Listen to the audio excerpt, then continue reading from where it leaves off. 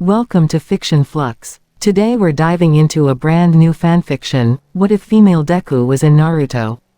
This one's packed with action, chaos, comedy, and some epic twists you won't see coming. So sit back, relax, and let's not waste any more time. Let's get started. Izumi Midoriya felt the crackling of energy before she even opened her eyes. One moment, she was battling a Nomu with Bakugo and Todoroki, and the next, a glowing vortex had swallowed her whole. She tumbled through blinding light, her body tingling, and then, slam, she landed face first into dirt.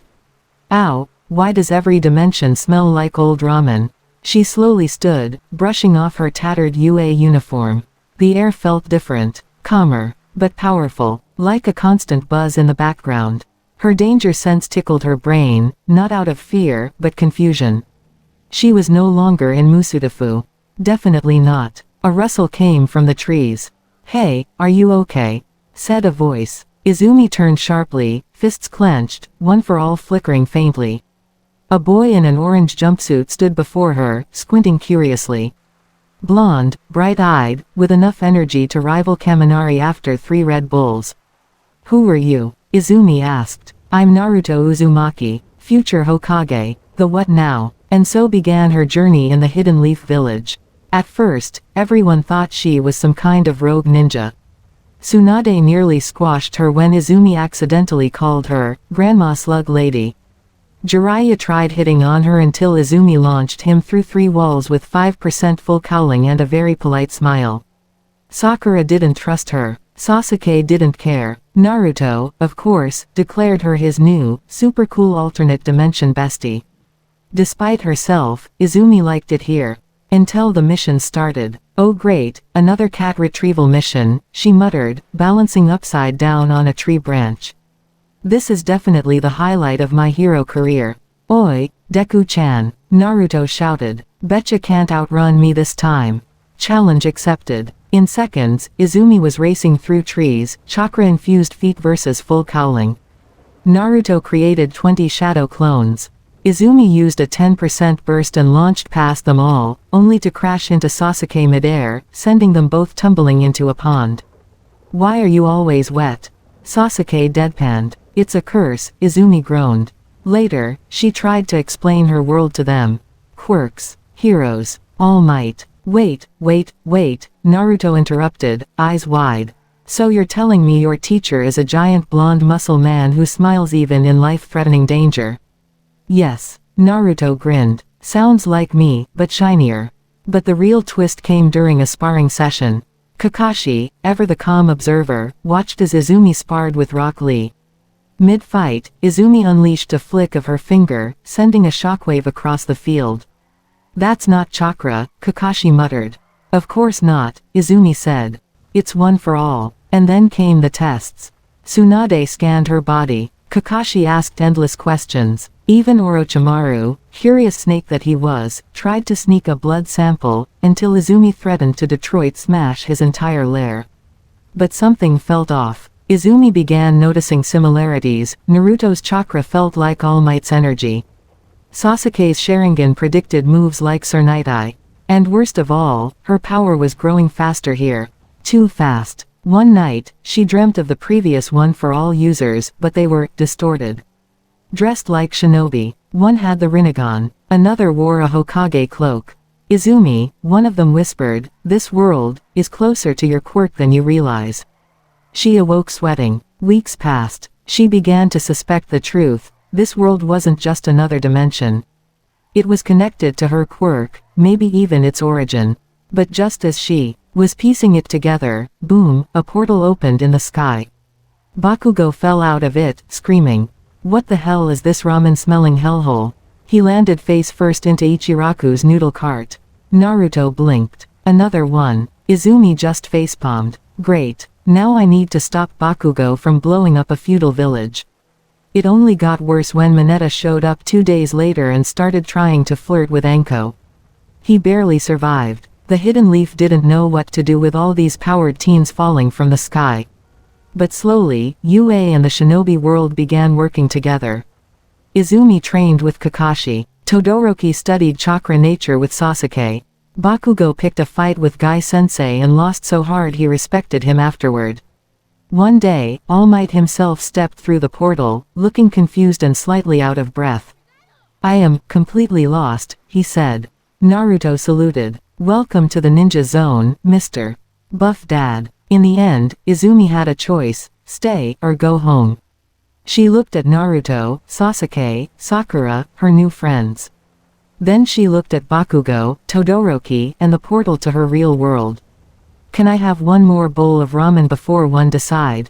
Naruto grinned. "Make it 3. And for a moment, Izumi Midoriya, born hero of another world, felt like she belonged in both.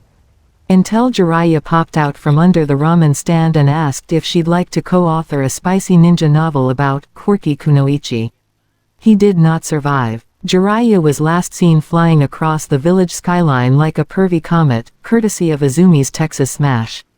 Naruto clutched his ribs from laughing too hard while Sakura muttered something about, finally someone putting that old toad in his place. "So," Izumi said, brushing her hands off, "who wants dessert?" She was adapting fast. Her quirk flowed smoother in this world, almost like the chakra around her was resonating with it. Training with Naruto had taught her to channel One for All in ways she never imagined. Kakashi even suggested integrating hand seals with her quirk output. The result: Detroit Smash, Rasengan Edition. When she unleashed it during a sparring match with Sasuke, he blinked once and dodged. "Barely. You're insane," he said, brushing dust off his cloak. "You tried to stab your best friend as a hobby," she shot back. Fair. But it wasn't all fun and high-speed fistfights. Something darker was brewing. Kakashi and Tsunade called her in privately one evening. "We've been getting reports," Tsunade said, eyes serious. "Rogue ninjas with powers we've never seen before. One could manipulate metal with a touch. Another shot explosive marbles from his fingers." Izumi's blood ran cold. "Villains," she whispered, "from my world." And then she saw him. Tamura Shigaraki, standing atop a mountain ridge, cloaked in black, with twice as many hands as before and chakra swirling around him unnaturally. "You brought me here, Izumi," he said from afar. "Now watch me burn both your worlds." Later that night, Izumi sat on the Hokage monument, legs swinging, heart heavy. Naruto plopped down beside her with 2 bowls of ice cream. "Strawberry or matcha?" "Strawberry, obviously." He handed it over and looked at her seriously. "We'll fight them together." "You don't get it," she said quietly. "These villains, they're my responsibility. I was supposed to protect my world. Now they're threatening yours too." Naruto just grinned. "You punch Jiraiya into the sky. You'll be fine." She laughed. Genuinely. It felt good. Over the next few weeks, Izumi trained harder than ever. Combining One for All with elemental chakra styles. Working with the Nara clan on strategy. Even learning sealing jutsu from the toads. Her favorite, a seal that stored One for All's excess energy, letting her use 100% briefly without breaking her body. She called it full cowling, toad seal mode. Naruto called it insanely cool sparkly mode. Then the day came. Shigaraki attacked the hidden leaf directly. Portals opened. Villains spilled out. Toga, Dabi, even a mutated version of Gigantomachia enhanced with cursed chakra. The shinobi and UA heroes fought side by side.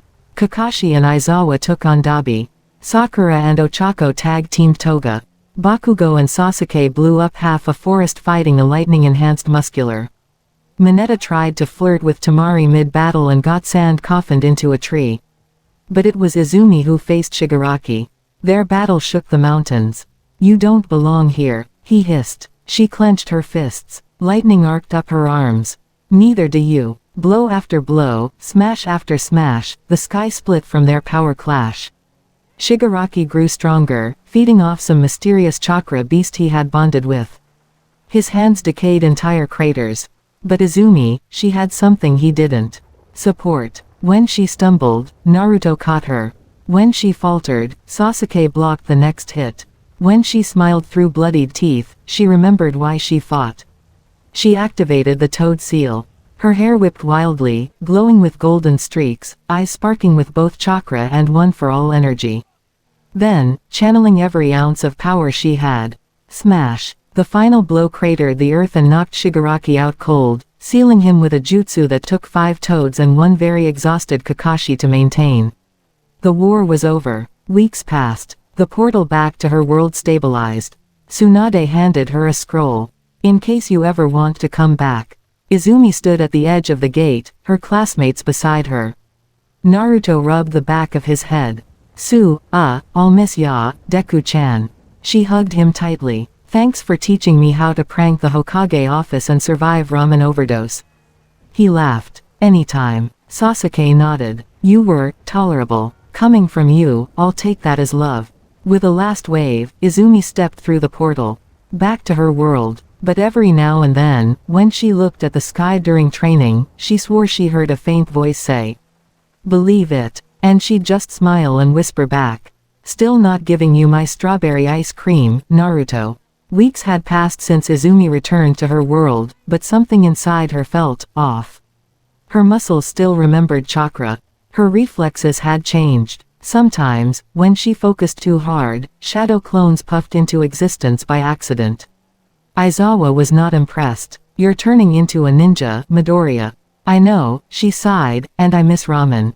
At UA, things had gone back to normal, or at least as normal as they ever got. Izumi trained harder than before, combining what she learned from Naruto's world with her hero skills. But deep down, she missed it all. The village, the chaos, the laughter. And then, one evening during training, the sky cracked open. Again, a blue swirling portal appeared in the sky, buzzing with energy. Izumi's danger sense flared up, but instead of villains, 4 bodies fell out of the portal and crashed into the dirt. Naruto groaned, brushing dust off his hair. Okay, that was not as cool as the first time. Sasuke stood silently, looking around with his Sharingan active. Sakura rubbed her forehead and muttered something about multiverse migraines. And Kakashi, of course, was reading Ika Ika midair. Izumi blinked. "You guys." Bakugo was the first to react. "Oh great. More idiots from Ramen World." Naruto stared at him. "You again. Still angry, huh? Oh, I'll show you angry." Before they could throw hands, Izumi body slammed Naruto into a hug. "You came back." Naruto grinned. "I figured, if villains from your world came to ours, then maybe it's time we returned the favor." Kakashi added, "Also, Jiraiya may or may not have been stuck in your sewer system after your last punch." Todoroki appeared behind them holding popsicles. "Do they eat spicy ice here too?" Sakura grabbed one. "Is this cold ramen?" Ochako floated in. "Okay. Did we just merge with an anime crossover?" Nezu, UA's principal, waddled out. This will be interesting." UA quickly scrambled to adjust. They had to build sleeping quarters for the shinobi, translate hand seals into modern code for the support course, and politely ask Naruto not to replace the school bell with a frog sound. But they brought more than chaos. Naruto taught Class 1A how to use chakra control during movement. Sakura helped Recovery Girl improve healing techniques. Sasuke sparred with Iida and nearly sliced the gym in half. Kakashi and Aizawa became instant best friends through silence alone. But trouble wasn't far behind. The League of Villains had grown stronger. Shigaraki had survived somehow, now bonded with the remains of a tailed beast fragment that slipped through the dimension crack. Worse, he wasn't alone. A new villain appeared, blending a quirk with forbidden jutsu. He called himself Kuro Shin. Izumi faced him one night on a rooftop. His mask was bone white. His eyes glowed with cursed chakra. And when he spoke, his voice echoed like a broken radio. "I am the evolution of both worlds." She powered up, lightning crackling. "You're just another creep with too much power." Their fight leveled half the district. He was fast, smart. He used shadow clones and decay together. One moment she was dodging kunai, the next, the floor beneath her crumbled from his quirk. She barely held her ground. Just when he was about to land the final blow, a massive burst of chakra cut through the sky. Naruto appeared beside her, cloak glowing. "Need a hand." Together, they pushed back. Izumi used 100% full cowling with chakra-enhanced seals. Naruto summoned a massive Rasengan laced with wind style. Bakugo flew in from above, screaming, "Dieeeeeeee," with a blast strong enough to light up the night. Even Todoroki joined, combining fire, ice, and a seal he learned from Sasuke. The result: a frozen explosion that stunned the villain long enough for Izumi to land the final smash. She stood over Kuro's shin, panting. "You don't belong in either world." And with one last punch, she shattered his mask. The world was safe. For now. Later, the UA students and ninjas sat under the stars, roasting marshmallows over Kaminari's head. Naruto leaned back, hands behind his head. "So, any ramen here as good as Ichiraku?" Mineta piped up, "We got cup noodles." Sakura hit him with a tree branch. Izumi smiled at the chaos. She didn't know how long the portal would stay open. Maybe days, maybe forever. But for now, her two worlds had come together. Heroes and ninjas, fire and lightning, friendship and chaos. And as long as she had people to protect, she'd keep fighting. Even if she had to do it with kunai in one hand and a rice ball in the other. The next day at UA, Principal Nezu made a big announcement. Due to the successful interdimensional collaboration, we're starting a new program, Ninja Hero Exchange Class. Everyone cheered, except Bakugo, who screamed, "Hell no, I'm not sharing my dorm with the blonde idiot." Naruto grinned, already unpacking his stuff into Bakugo's room. "I brought snacks and a frog pillow." Bakugo blasted the entire wall open. Meanwhile, Sasuke became a surprise favorite in Class 1A. He never said much, just leaned against the wall with his arms crossed, giving cool, mysterious stares. Jiro had a minor crush. Momo tried to understand his chakra system and accidentally triggered his fire-style scroll. The lab was never the same. But the weirdest part, Kakashi started teaching literature. He stood at the front of the classroom, reading Ika Ika Paradise out loud while students stared in horror. Mineta fainted halfway through Chapter 2. Aizawa had to drag him out by the scarf, muttering, "You're corrupting the kids." Kakashi just winked under his mask.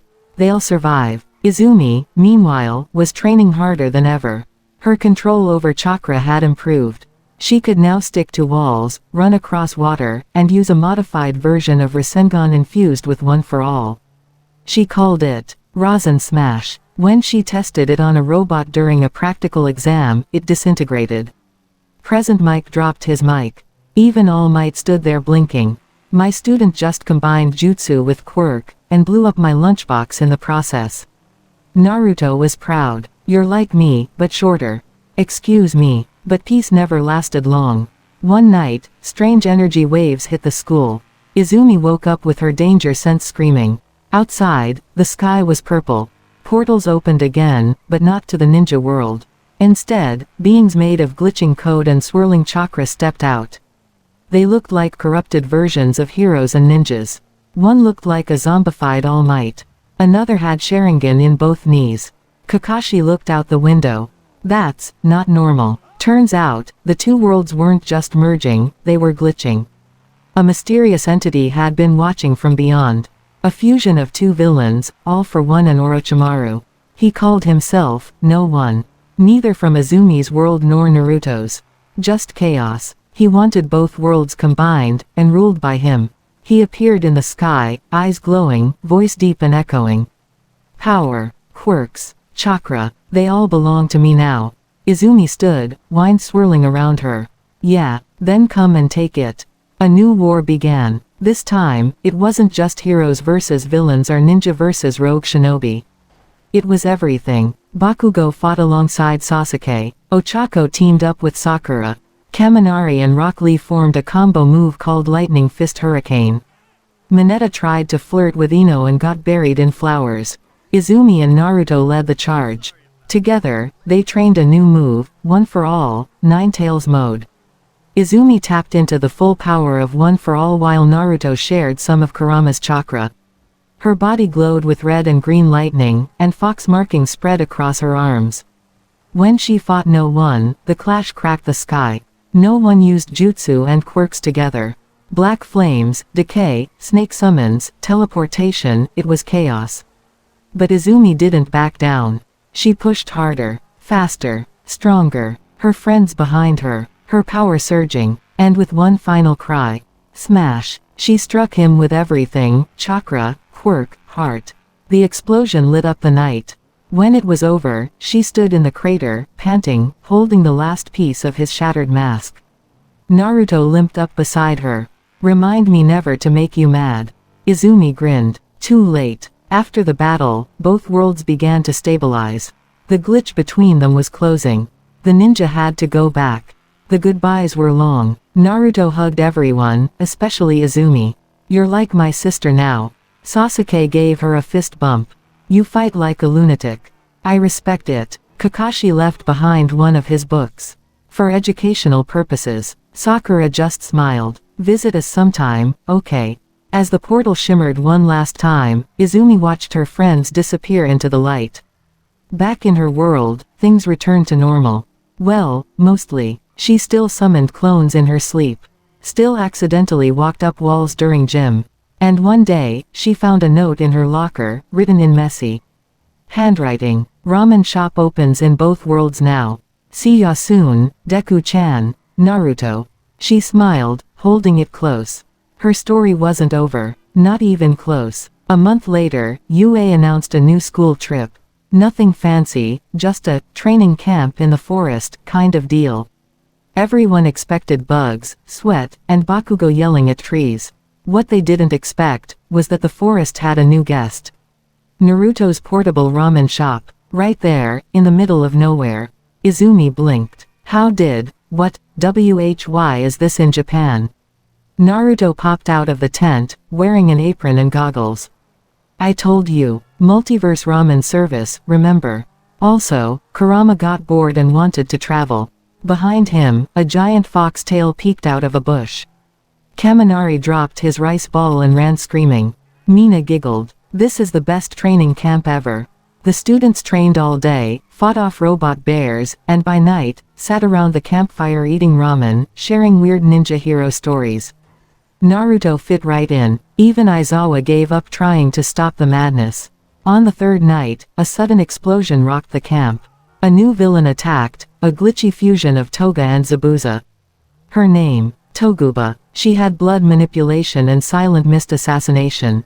Her first victim, Minetta's hair. She snuck in, sliced it off mid-snore, and vanished like fog. Minetta woke up bald and screamed for 20 minutes.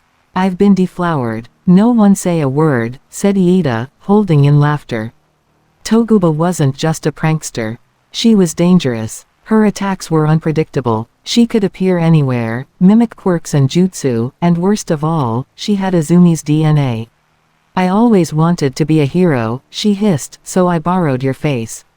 A clone of Izumi stepped out of the mist, smirking.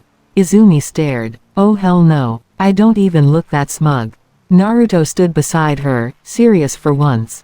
"You ready for a tag team?" Izumi powered up. "Always." The fight was fast and brutal. Rasen Smash versus Blood Blades. Mist versus Chakra Radar. The clone nearly outmaneuvered them both, until Izumi pulled a wild card. She used Bakugo as a grenade. "Hey what the?" She hurled him like a missile. He exploded mid-air, scattering the mist and breaking the clone's concentration. The real Toga screamed, "That's cheating." "That's strategy," Izumi grinned, landing the final punch. The camp was saved. Minetta's hair was not. After the battle, they discovered Toguba had escaped, but left behind a strange scroll. Momo and Naruto studied it, combining science and chakra knowledge. "It's a summoning contract," Naruto muttered. "But not for animals." Momo adjusted her glasses. "It's summoning dimensions." A new threat was rising. Something, or someone, was collecting DNA, quirks, jutsu, and now dimensions. A bigger war was coming. Izumi didn't know what lay ahead. But she smiled anyway, because now she had two worlds behind her. Two families, and a secret ninja ramen shop just in case things got too serious. Her journey as a hero was no longer just hers. It was something much, much bigger. And this time, she was ready for whatever came next. The next few weeks were filled with training, team building, and, of course, more chaotic encounters with the ninja world. Naruto's ramen shop became the unofficial after-school hangout spot. Even Aizawa, despite his perpetual scowl, couldn't resist the lure of a good bowl of miso ramen. He'd reluctantly join the students, mumbling about, wasting time, but secretly savoring every bite. Izumi was still adjusting to the mix of worlds. She'd grown stronger, her chakra control improving with every training session. Her friends from UA had learned to work with her new abilities, and she'd trained even harder, learning how to combine chakra techniques with her quirk. Her control over One for All was now more refined, giving her access to new moves like Chidori Smash, a powerful combination of lightning-infused strikes with her enhanced speed. But things were starting to feel off. Strange energy pulses kept appearing around Japan. The portals were opening up again, but this time, they were unstable. And each time they opened, more glitches in reality started to appear. Strange creatures and warped versions of heroes and villains from both worlds began emerging, and they were more aggressive than ever. Izumi and Naruto spent most nights tracking down and dealing with these new threats. One night, after defeating a monstrous hybrid of All for One and Orochimaru's snake summons, Izumi sat on a rooftop, staring at the stars. Her mind was racing. What if this is just the beginning? She wondered aloud, her voice carrying on the night wind. Naruto joined her, sitting down beside her. It is. But you're not alone this time.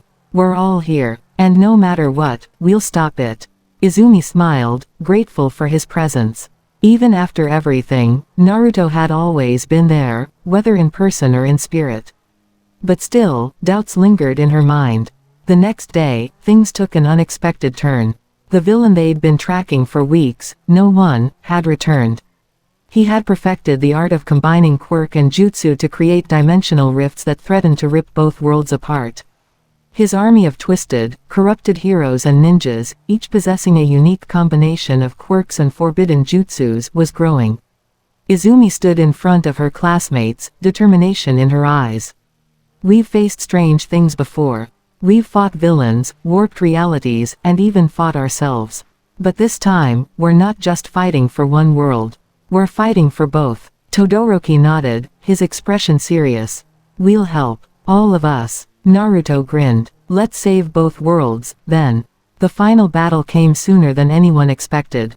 No One's army marched through the streets of Tokyo, led by corrupted versions of Izumi's classmates. The League of Villains had been corrupted, too, their powers twisted with forbidden chakra and cursed techniques. Shigaraki now had a Rinnegan in one eye and All for One's ability to steal quirks.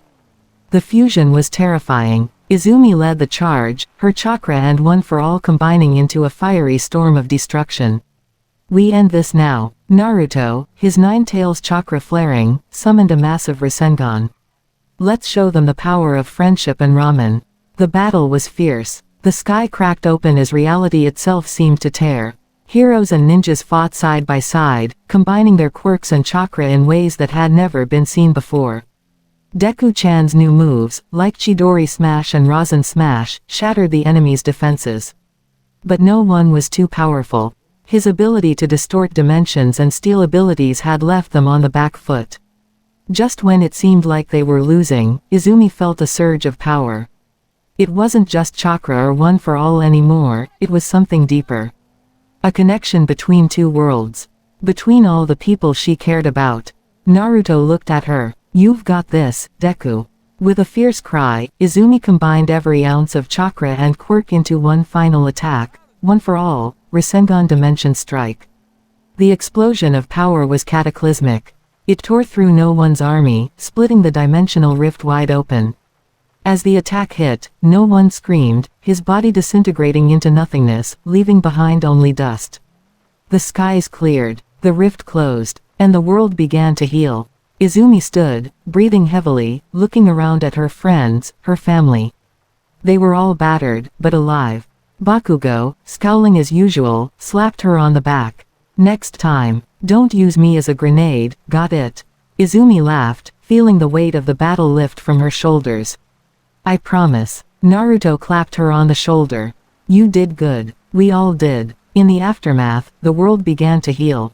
The portals slowly closed, and the dimension stabilized. UA went back to being a school. But for Izumi, things would never be the same. She had two families now, one in her world, and one in Naruto's. And every now and then, when the wind was just right, she'd feel a familiar presence beside her, a reminder that even though they were worlds apart, they'd always be connected. She smiled, knowing that no matter where the journey took her next, she would always be ready. Because she was Deku, hero, ninja, and in the end, nothing could stop her. A few months passed after the battle with no one. The dimensions had stabilized, and life at UA had returned to its chaotic yet somewhat normal rhythm. Izumi was back to her usual training, though her experiences with the ninja world had given her an edge. The students were all getting stronger, their teamwork more solidified. The training camps had resumed, but now, every once in a while, Naruto would drop by for a surprise ramen delivery, and the students would lose their minds over it. Still, there were lingering questions. Despite the victory, things didn't feel entirely right. Izumi couldn't shake the feeling that something more sinister was lurking in the background. The rifts had closed, but she had a hunch that there were more out there, waiting, watching. And she was right. One quiet night, as Izumi walked through the UA courtyard, she noticed a strange flicker in the sky. The air was still, almost unnaturally so. Her danger sense tingled, and her instinct screamed. Not again, she muttered to herself, starting to run towards the school building. Suddenly, the sky ripped open once more. This time, it wasn't just a simple portal, it was like a crack in reality itself. And from that crack stepped out a figure unlike anything she had ever seen. It was a version of her. But not the sweet, determined Izumi Midoriya everyone knew. This version of Izumi was darker, corrupted. Her hair was longer and slicked back into a sharp ponytail. Her eyes were cold, glowing a dangerous red. She wore a dark, tattered UA uniform, and around her neck was a strange, black crystal that seemed to pulse with energy. "Who are you?" Izumi gasped, taking a cautious step back. The dark version of her smirked. "I'm the Izumi you could have become, had you not been so weak. You're the one that didn't take the easy path, the one that didn't embrace true power." The words stung. Izumi's heart tightened in her chest, but she steeled herself. "You're not me." "Oh, I'm very much you," the dark Izumi said, her voice full of mockery. "The version of you that wasn't afraid to use all the power she had. No hesitations, no weaknesses." Izumi clenched her fists, one for all surging within her. "I'm not going to let you hurt anyone." The dark Izumi laughed. "You don't have a choice." With that, the battle began. The two Izumis clashed, their powers identical, but their philosophies worlds apart. The dark Izumi had no restraint. She unleashed all of One for All's power at once, her attacks ferocious and merciless. Izumi, on the other hand, was careful, trying to balance the power without losing control. Her opponent, however, had no such issue. Every blow the dark Izumi landed sent shockwaves through the air, and soon the courtyard was reduced to rubble. Izumi gritted her teeth, dodging a massive punch and leaping back. "You're not me. I don't give up on people. I fight for what's right." "Oh please, save your speeches," the dark Izumi sneered. "I know what's best for this world. You're the one holding back." A shadow loomed over them as the ground cracked, and more portals began to form. It wasn't just the dark Izumi that came through the rift. More figures began to appear, twisted versions of familiar faces. Heroes, villains, all of them corrupted, with strange powers and sinister grins. From the rift stepped a figure that made Izumi's blood run cold. It was Naruto, but not the cheerful ninja she knew. His eyes were hollow, his face twisted into a cruel smirk. He held a kunai in his hand, but it pulsed with dark chakra. Izumi's heart sank. "Naruto, no," he grinned. "I'm sorry, Izumi, but you should have stayed out of this. Now, it's my turn." Izumi was thrown into a battle on multiple fronts, fighting not only her dark counterpart but a twisted version of Naruto, who had turned his back on his values and embraced the power of the rift.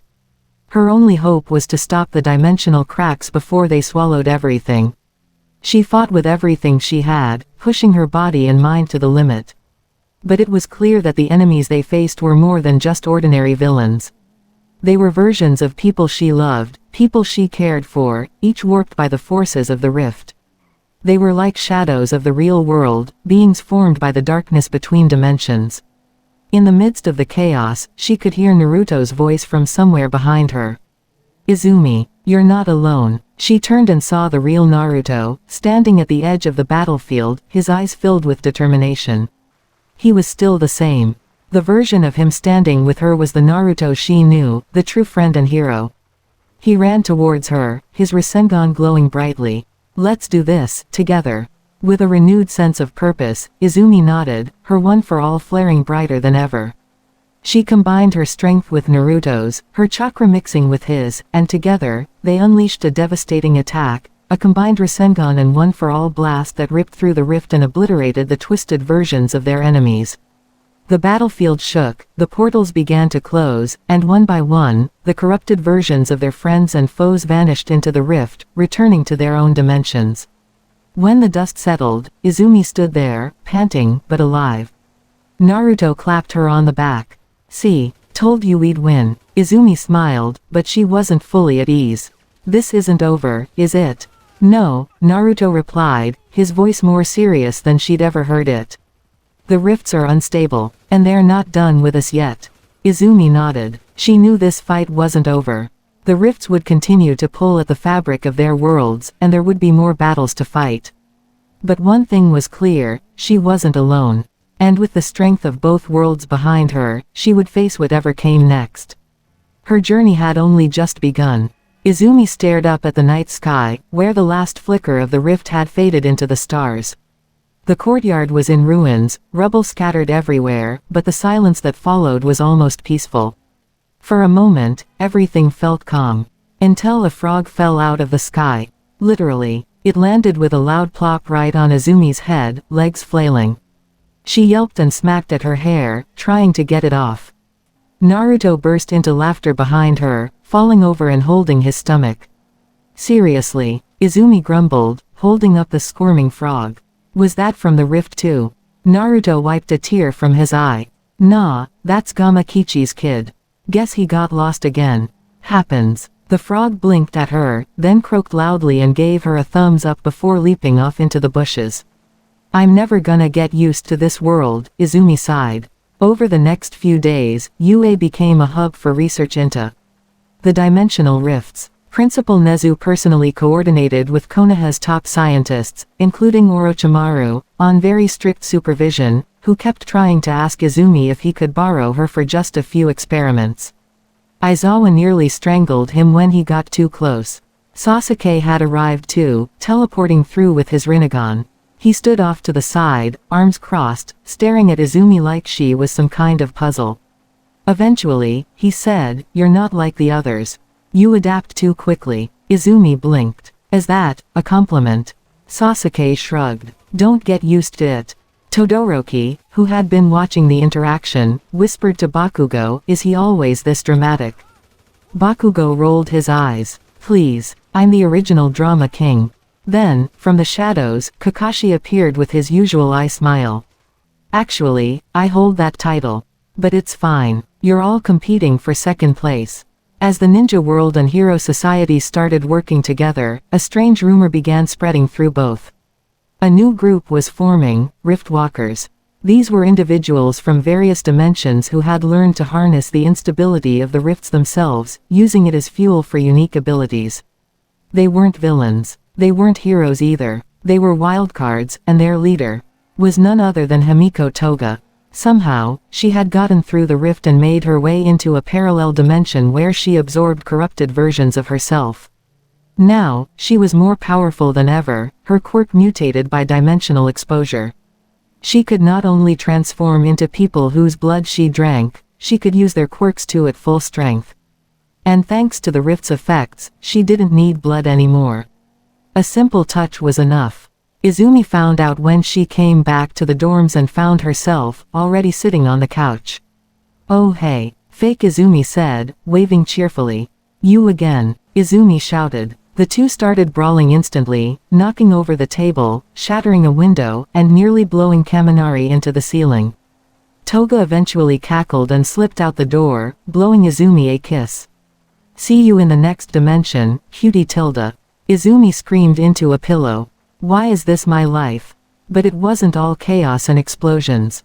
Late one evening, Izumi and Naruto stood on the school roof again, watching the stars.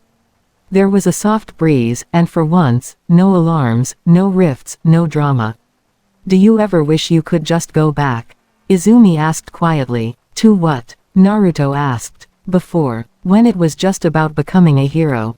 When it wasn't about fighting shadow clones of yourself from alternate dimensions or saving entire realities. Naruto was quiet for a moment. Then he smiled. Nah, every crazy step led us here. And I like who you've become. Plus, you punch way harder now. Izumi snorted. You're just saying that because I knocked out that giant slug yesterday. That was impressive, Naruto admitted. They sat in silence for a while, just enjoying the peace. And then a chicken fell from the sky. Okay, what is with things falling from the sky lately? Izumi shouted, leaping back as the chicken calmly strutted away like it owned the place. From a distance, Kakashi called out, my bad. Wrong summoning scroll. Naruto lost it. Izumi sighed and flopped back onto the roof. Yeah, I'm definitely never getting used to this. But she didn't really mind. Because weird or not, chaotic or peaceful, this strange new world had become her home. And no matter what fell from the sky next, whether frogs, chickens, or alternate versions of herself in sparkly armor, she'd face it head-on. Because that's what heroes do. The next morning, Izumi woke up to her phone buzzing like it was possessed. She groggily picked it up and saw the UA group chat.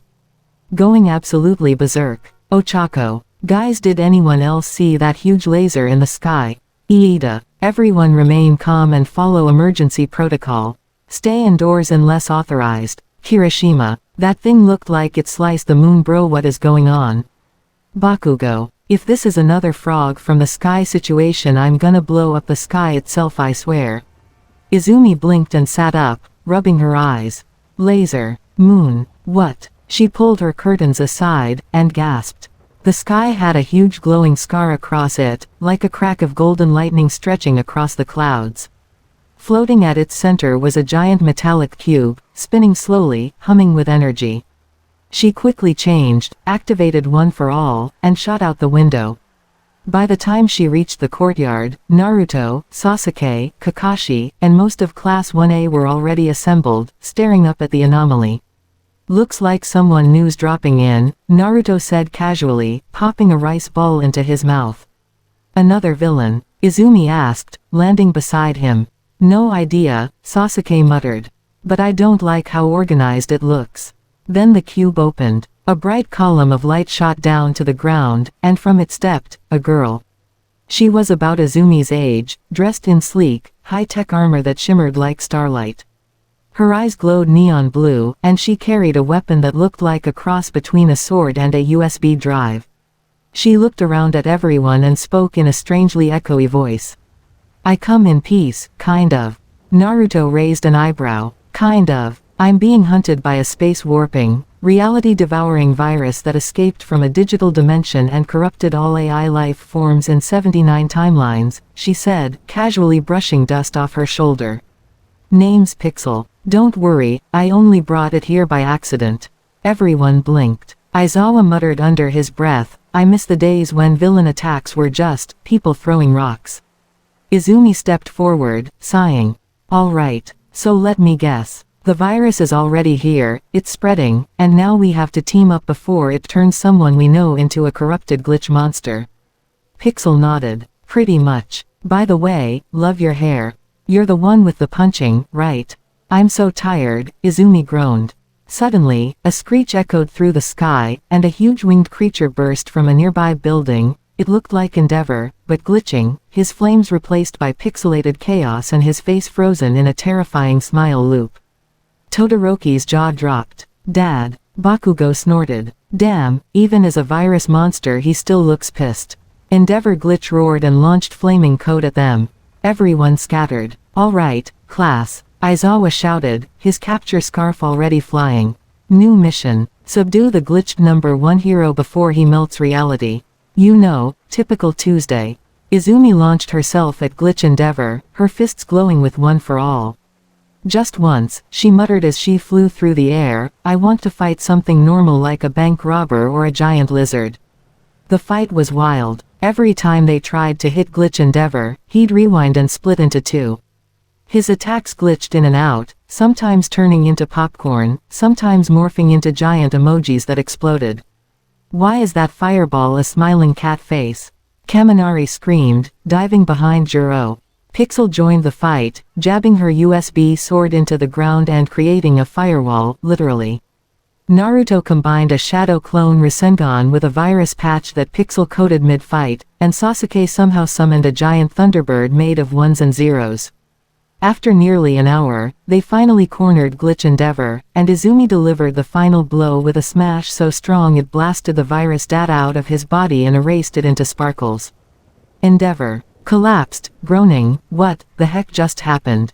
Todoroki just stared. "That's a long story, Dad. You were a meme." Later that night, the group regrouped in the dorms, exhausted and eating ramen.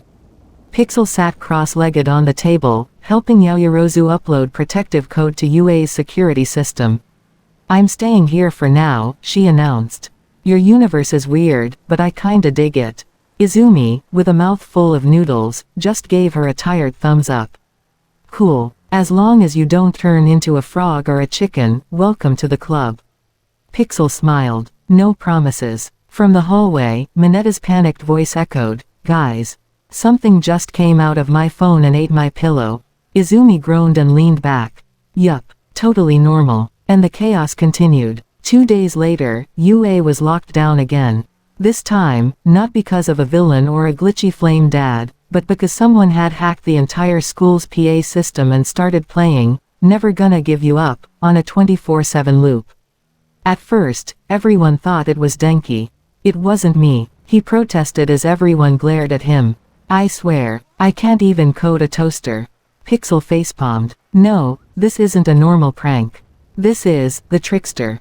Everyone blinked. "The what now?" Izumi asked, halfway through her third bowl of cereal. "The trickster," Pixel repeated grimly. "A digital shapeshifter from another multiverse. They're chaotic, unpredictable, and absolutely obsessed with memes. Last I saw them, they turned a military robot into a giant rubber duck." Bakugo scowled. "So what you're saying is, we've got a reality-bending clown running around UA." "Oh yeah," Pixel replied.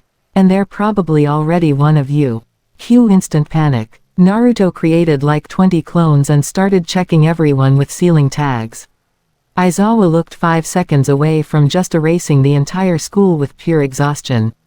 Even All Might showed up to help, but then sneezed and accidentally transformed back to Small Might. Pixel said, staring at All Might suspiciously. "You sure he's not the trickster?" "Hey," All Might said, offended. "I am the symbol of peace. Not prank videos." Then came the chaos. First, Yaoyorozu's textbooks all turned into Pop-Tarts.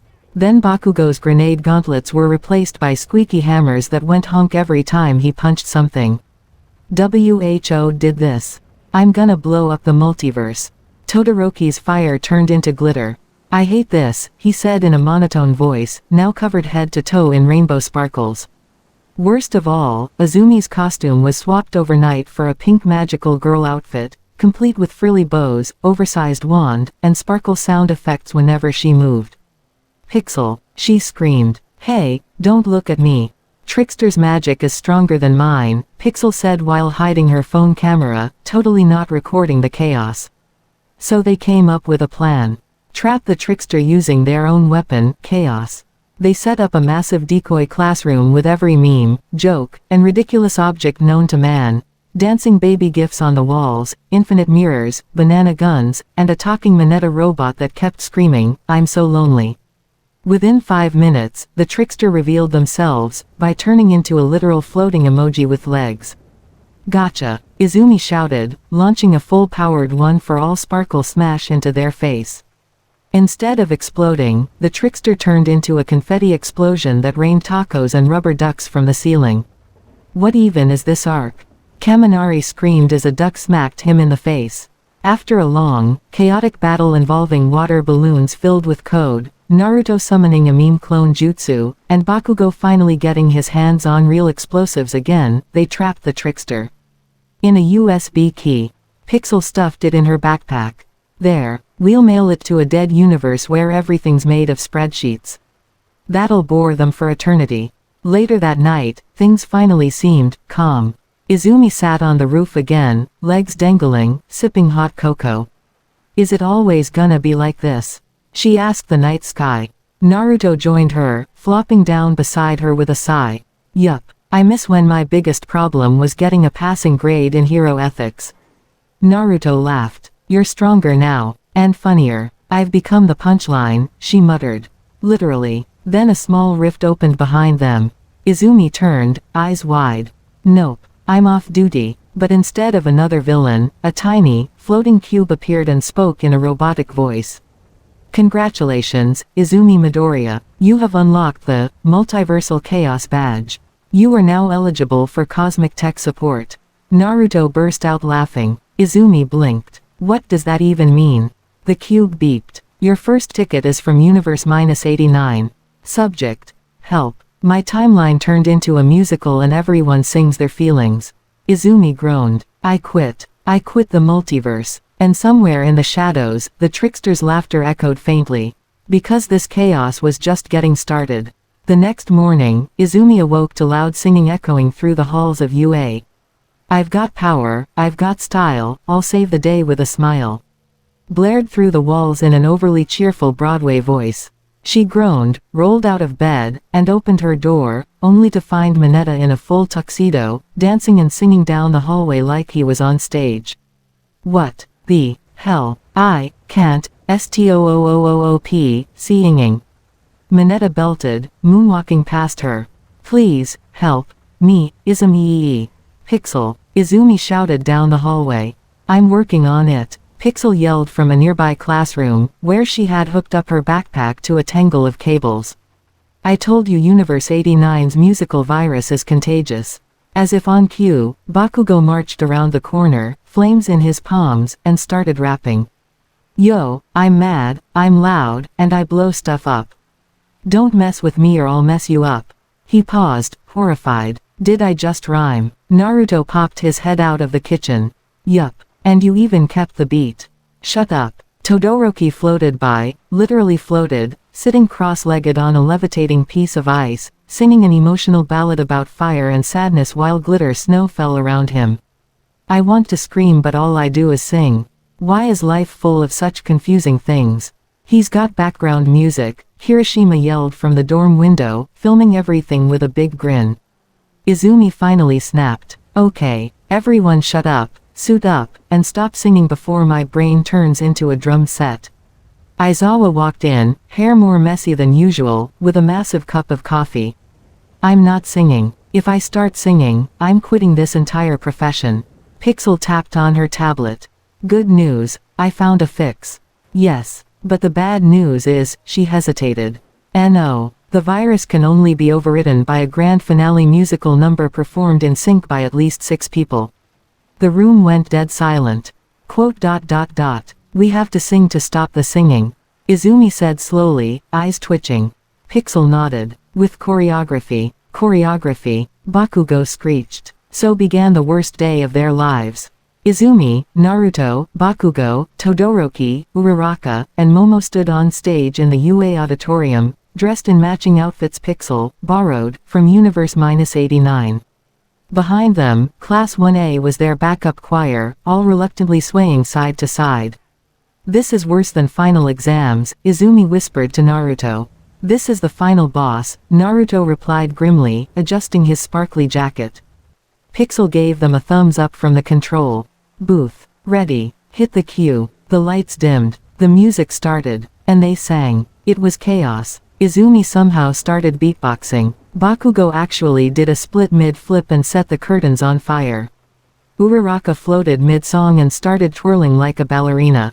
Momo's mic turned into a bouquet halfway through. Todoroki's glitter snow machine overloaded and turned the entire stage into a winter wonderland. And Naruto started doing the floss. In perfect rhythm. I am not surviving this, Izumi muttered between verses. But it worked. With the final chorus, a blinding light burst from the stage, and the virus shattered into harmless sparkles that rained down on the audience. Everyone stood still, blinking. Then Mineta burst into tears. I can finally stop rhyming everything I saw. A massive cheer erupted from the class. Later that night, Izumi lay in bed, staring at the ceiling. What has my life become? Pixel popped her head in through the window. You were amazing, by the way. I recorded the whole thing. You're trending in 12 universes. Izumi slowly sat up. I swear, if I find out I went viral in a world made of cats again. Pixel grinned. Actually, it's worse. You're now the new idol sensation of Universe -89. You've got a fan club called the Deku Divas. Izumi grabbed a pillow and screamed into it. From the hallway, Bakugo's voice shouted, "If anyone ever mentions that song again, I'll turn you into confetti." Naruto passed by, whistling the tune. And somewhere in the multiverse, the trickster watched it all through a magical popcorn screen. Ah, they sighed happily. I love musicals. The next day, everything seemed normal. Too normal. No glitches. No musical outbreaks. No interdimensional tricksters turning breakfast into slime. Izumi actually made it through an entire class without exploding something, or being turned into something.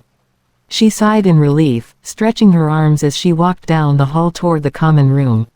Finally, a peaceful day. Pixel met her at the door, holding a tablet with a weird look on her face. "What?" Izumi asked. "You might wanna see this," Pixel said, flipping the screen toward her. It was a livestream from a distant multiverse. The footage showed a massive crater, burning, smoking, and eerily quiet. At the center stood a single figure in a dark cloak, holding a cracked mask with glowing red eyes. As the camera zoomed in, the figure raised its hand and spoke. "Izumi Midoriya, you've been having fun. But playtime is over. The real game begins now." The screen glitched violently, static cutting through, and then black. Izumi blinked. What was that? Pixel's face was pale. That wasn't the trickster. Then who? I don't know. But they're watching you. Suddenly, a message blinked onto Pixel's tablet in red letters. He's coming. Izumi felt a chill crawl down her spine. And somewhere, in the cracks between worlds, a shadowed figure smiled. That's it for part 1. If you enjoyed the story, make sure to hit that like button. Let's set a target of 40 likes, and I'll upload part 2 real soon. Thanks for watching, and have an awesome day.